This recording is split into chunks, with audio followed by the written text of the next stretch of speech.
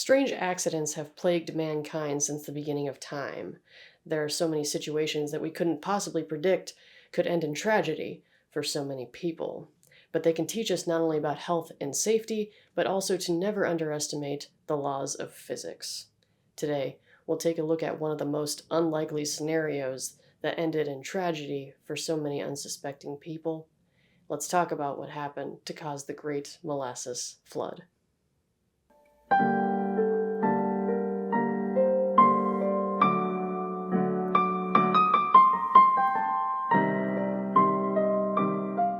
Molasses is a thick, sticky liquid substance resulting from refining sugarcane or sugar beets into sugar. Often used as a sweetener, it's what gives brown sugar its color and contains more vitamins and minerals than other sugars. It adds moisture, consistency, and crust to baked goods like cookies, ginger, and other dark breads and pies. It can add thickness to sauces, marinades, and baked beans, and it has also been used to produce rum. The term slow as molasses has been used in jest to describe a speed that's ungodly slow, so the idea that there's ever been a flood of the substance is quite ironic. So how did it happen? January 15th, 1919, on an unsuspecting day in Boston's North End, home of the Purity Distilling Company, a subsidiary of United States Industrial Alcohol. While molasses eventually became more known as a baking ingredient, at the time it was mainly being used to make alcohol, and due to its high flammable nature, it was also used to make munitions and other weaponry for World War I. The molasses was being held in a tank that was 50 feet tall and 90 feet in diameter, holding up to 2.5 million gallons. The demand was high for the substance, so a lot of it was needed, but there were problems with the tank that trailed back from its creation. Built just a few years back in 1915, the tank was prone to leaks on its first day and often emitted a concerning rumbling sound. The tank was filled to capacity 8 times since it was built, with claims that Purity Distilling was trying to outrace prohibition. Piling onto the issues, the tank's safety checks were neglected by Arthur Gell, USIA's treasurer, who was overseeing the construction of the tank with no engineering experience. Using steel that was half as thick as it should have been for such a task, and rivets that were cracked and flawed from the beginning, the tank was a prime example of quantity over quality. Holes in the tank were covered in brown paint. Groaning sounds were straight up ignored, and residents often collected leaking molasses because, hey, it was free. Everything was on track for a complete disaster. Already an inferior containment device, the molasses and outside heat may have raised carbon dioxide within the tank, adding to the internal pressure. Just 2 days before the collapse, warmer molasses was added to the tank, which reduced the thickness and primed the substance for peak flooding behavior.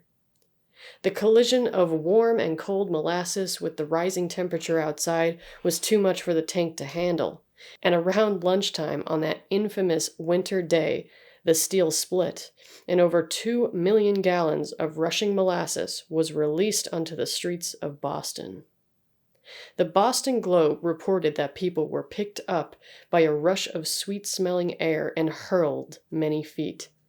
Others had debris thrown at them from the force of the wind so strong it tossed a truck into the Boston harbor.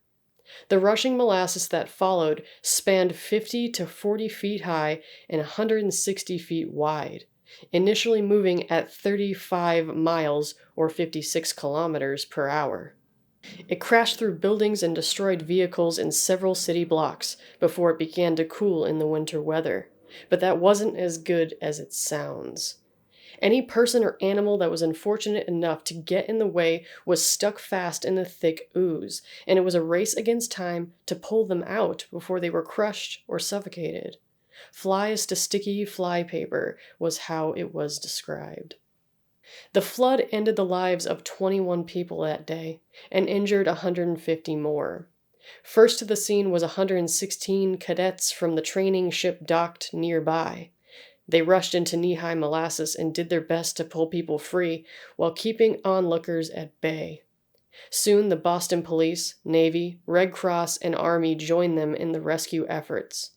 Cleanup would require salt water and sand to absorb the molasses over the course of several weeks, with hundreds of people helping out. The mess was hard to contain, as molasses was tracked through the streets, homes, subways, into cars, really anywhere people got.